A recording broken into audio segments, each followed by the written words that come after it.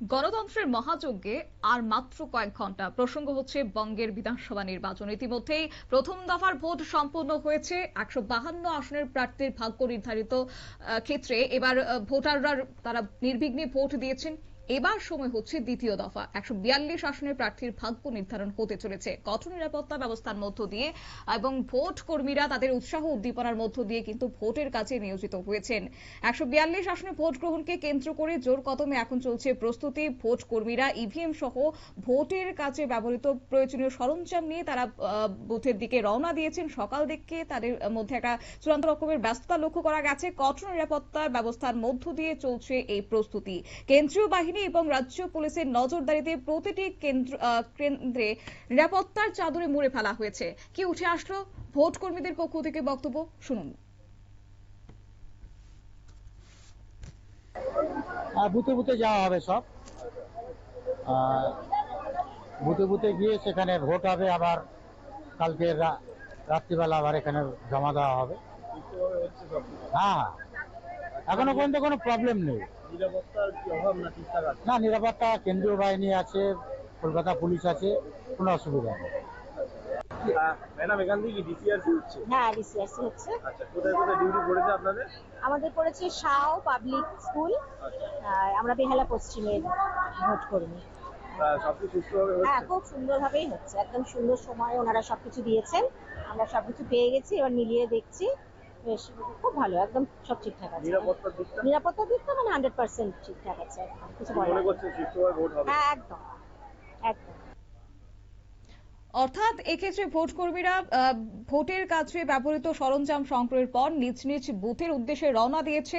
দুর্গম এলাকায় পৌঁছতে বিশেষ ব্যবস্থাও রাখা হয়েছে প্রশাসনের পক্ষ থেকে। প্রতিটি ভোটার যাতে আগামীকাল নির্বিঘ্নে গণতন্ত্রের উৎসবে সামিল হতে পারেন, স্বচ্ছ এবং শান্তিপূর্ণভাবে যেন ভোট তারা দিতে পারেন, তার জন্য সব রকমের প্রস্তুতি কিন্তু প্রায় চূড়ান্ত পর্যায়ে। আমাদের সঙ্গে যুক্ত হয়ে গেছে প্রতিনিধি শান্তনু পান। শান্তনুর কাছে জানবো বিস্তারিত বিষয়। শান্তনু, একেবারে দেখো, দ্বিতীয় দফার ভোট 142 সেকেন্ডে ভোট গ্রহণ।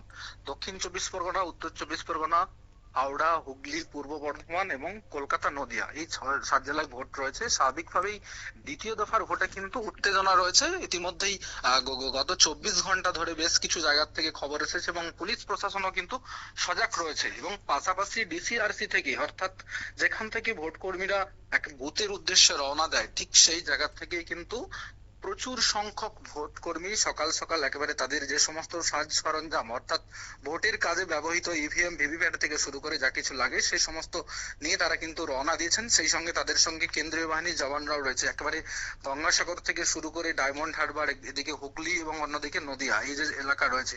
তবে সার্বিকভাবে মনে করা হচ্ছে যে প্রথম দফার যে 152 আসনে ভোট গেছে তা কার্যত শান্তিপূর্ণ এবং সেখানে দেখা গিয়েছে যে কোনো বুথেই কিন্তু পুনর্নির্বাচন করতে হয়নি নির্বাচন কমিশনারকে। স্বাভাবিকভাবে নির্বাচন কমিশনারও চাইছে যে এই যে দ্বিতীয় দফার ভোট 142টি কেন্দ্রে, সেখানেও যাতে পুনর্নির্বাচন যাতে না করতে হয়, কোনো ভোটারকে যাতে সমস্যার সম্মুখীন না হতে হয়, প্রত্যেককে যাতে নিজে নিজে বুথ কেন্দ্রে গিয়ে তার নিজের ভোট নিজে দিতে পারেন, সেই ব্যবস্থা তিনি কিন্তু নিশ্চিত করবেন। ইতিমধ্যে উত্তরপ্রদেশ থেকে কিন্তু পুলিশ অফিসারকে নিয়ে আসা হয়েছে। সব থেকে যেখানে অশান্তি হবে এমনটা মনে করা হয়েছে ডায়মন্ড হারবার সহ বারুইপুর যে পুলিশ জেলা, সেখানে তাকে পুলিশ উদ্ধার করে পাঠানো হয়েছে। এবং তিনি সেখানে যাওয়ার পরে আমরা দেখেছি যে একেবারে সিংহম স্টাইলে উত্তরপ্রদেশে তিনি প্রয়াগরাজে যেভাবে ঠিক ডিল করেন, সেখানে গিয়ে তৃণমূল কংগ্রেসের প্রার্থী ফলতা বিধানসভা তিনি দাঁড়িয়েছেন জাহাঙ্গীর, তার উদ্দেশ্যে বার্তা দিয়েছেন যে তিনি যেই ধরনের কার্যকলাপ করছেন অবিলম্বে সেই কার্যকলাপ বন্ধ করে দিতে হবে, না হলে কিন্তু তিনি তার স্টাইলে এখানে শুরু করবেন, তখন কিন্তু তিনি ক্ষমা চাইতে এলেও ক্ষমা করা হবে না। স্বাভাবিকভাবে মনে করা হচ্ছে যে পুলিশ প্রশাসন যেইভাবে সচেষ্ট রয়েছে এবং সাঁজোয়া গাড়ি দিয়ে আজ সকাল থেকে কিন্তু আবার টহল দেওয়া হচ্ছে। অর্থাৎ নির্বাচন কমিশনার কোনো জায়গাতেই ফাঁকা রাখতে চাইছে না এবং কোনো ভোটার যাতে সমস্যায় না পড়ে বা ভয় ভীতি না পায় তাদেরকে আশ্বস্ত করার জন্য আজ সকাল থেকেও সেন্ট্রাল ফোর্সের যে একেবারে মহড়া, সেই মহড়া কিন্তু চলছে। তবে অন্যদিকে ভোট কর্মীরা কিছু সাময়িক ব্যতিগ্রস্ত হলেও, গাড়ি নিয়ে সমস্যা থাকলেও কিন্তু পরবর্তীকালে তারা নিজ নিজ যে গন্তব্য জায়গা স্থলে পৌঁছানোর জন্য সমস্ত কিছু ভেহিকল নির্বাচন কমিশনের পক্ষ থেকে দ্বিতীয় প্রোভাইড করা দফার হয়েছে। ভোটে ভোট কর্মীর সংখ্যা কত রয়েছেন এবং পাশাপাশি নিরাপত্তা রক্ষীরা কারা কারা থাকছেন সে বিষয়ে কি কিছু জানা গেছে? একেবারে ভোট কর্মীর সংখ্যা, সম্পূর্ণ সংখ্যাটা এই মুহূর্তে না বলা সম্ভব না হলেও কিন্তু প্রায় 30,000-এর উপরে ভোট কর্মী রয়েছে প্রাথমিকভাবে নির্বাচন কমিশনার জানিয়েছিল। এবং রিজার্ভেও রাখা হয়েছে আরো 25 থেকে 30,000। তার কারণ কোন এই গরমের জন্য কোথাও কোনো সমস্যায় পড়লে বা কেউ অসুস্থ হয়ে পড়লে যাতে তৎক্ষণাৎ ব্যবস্থা করা যায়, কোনো ধরনের কোনো সময় না নষ্ট হয়, সেজন্যই কিন্তু রিজার্ভের সংখ্যাও প্রায় সমসাময়িক রাখা হয়েছে। এবং সেই সঙ্গে BSF, if, ITBP, CAPF, CRPF থেকে শুরু করে কেন্দ্রীয় বাহিনী যে সমস্ত জওয়ান রয়েছে এবং সাঁজোয়া গাড়ি, যে সমস্ত বুথগুলি সেনসিটিভ রয়েছে সেখানে সাঁজোয়া গাড়ি থাকবে, সেই সমস্ত বুথের যে এরিয়া সেক্টর অফিসার থাকবে তার সাথে কিউআরটি টিম থাকবে এবং এআই যুক্ত ক্যামেরা থাকবে। অর্থাৎ নির্বাচন কমিশনের একবারে নতুন নিয়মে কিন্তু এই পশ্চিমবঙ্গের যে 294 আসন বিশিষ্ট বিধানসভা নির্বাচন তা 2 দফায় করতে চলেছে এবং প্রথম দফার কিন্তু একেবারে সর্বসম্মতিক্রমে উত্তীর্ণ হলেও দ্বিতীয় দফায় কোথাও কেমন একটু ঘাটতি থাকছে, এমনটাই কিন্তু বিরোধীদের অভিযোগ। তবে তিনি তার পক্ষ থেকে যথেষ্ট যে কার্যকলাপ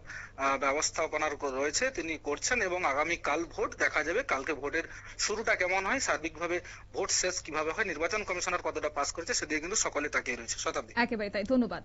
সব মিলিয়ে 142 আসনে শান্তিপূর্ণ, অবাধ এবং সুষ্ঠু ভোট গ্রহণ নিশ্চিত করতে প্রশাসনের পক্ষ থেকে জোরদার প্রস্তুতি নেওয়া হয়েছে।